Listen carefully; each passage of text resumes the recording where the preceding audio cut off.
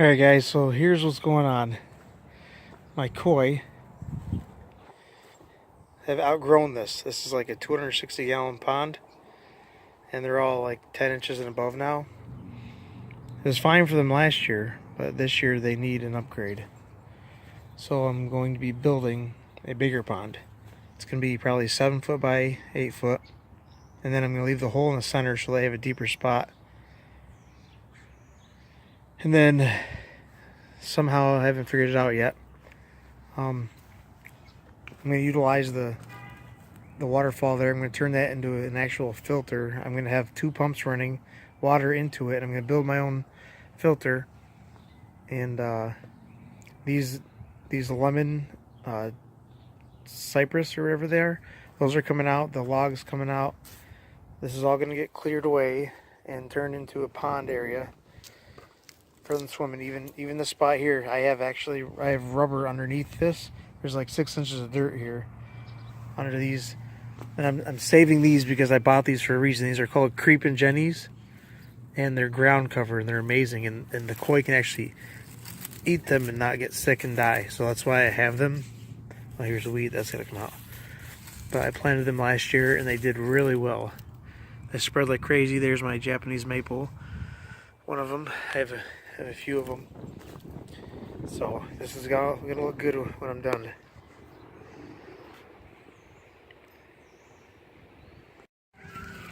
Alright guys, so here's what we've done so far. We've cleared the spot out where the pond used to be. And where that board is, it's going to represent a wall. It's going to be, we're going to keep the deep end right there. And it's going to be 7 feet by 8 feet square. That way I can put a lid on it to keep the critters out at night. We just cleared it all out. And we're about ready to put the wood down and then put the liner down. Alright, so here's the overall size of it. This is what it's going to look like. 7 foot by 8 foot.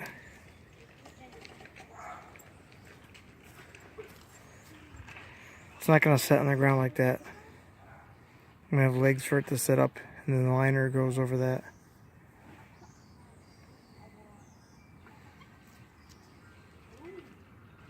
It's coming along.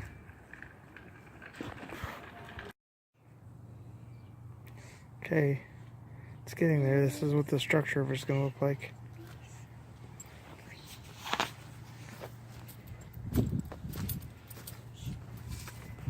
It's going to be a foot deep in the shallow end and then 2 feet in the deep end. That way they have a place to hide.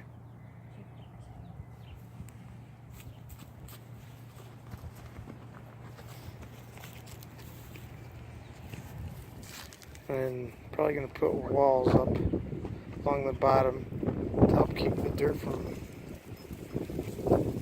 well, to help keep the critters out anyways from digging into it.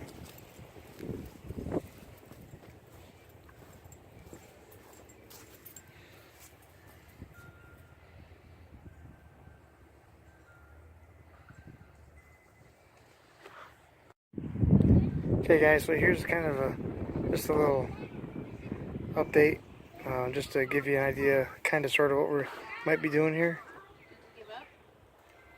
I found some holes and I sealed them, so I'm testing it out and filling up little by little to see if anything changes. The deepest part is full right now. There's some holes down there, so we're gonna see what happens overnight. But eventually I'm gonna put a 1x over the top of here, I'm thinking, and then miter it in the corners so it looks nice all the way around. And then I have my Japanese maple that's going to go up. This is going to go somewhere by it. Here's the waterfall. It's going to go into it. I'm going to turn that into a filter. I've got cotton and scrubby pads that are going to be the filter that it needs to be able to filter the pond right. I'm going to build out the front somewhat, maybe a foot or so. Continue it from those rocks over there. And then come around.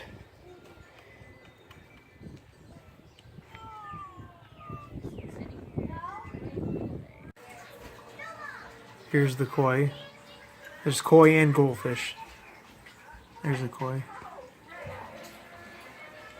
There's a bunch of the goldfish down there. There's fancy. There's fancy tail koi in there and regular koi. Here's the fancy tail ones. The butterfly kois.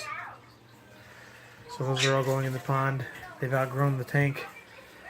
This is what we put them in for the winter. They're going to go back outside.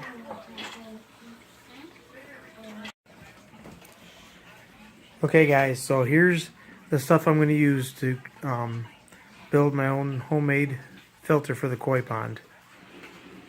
Here's last year's.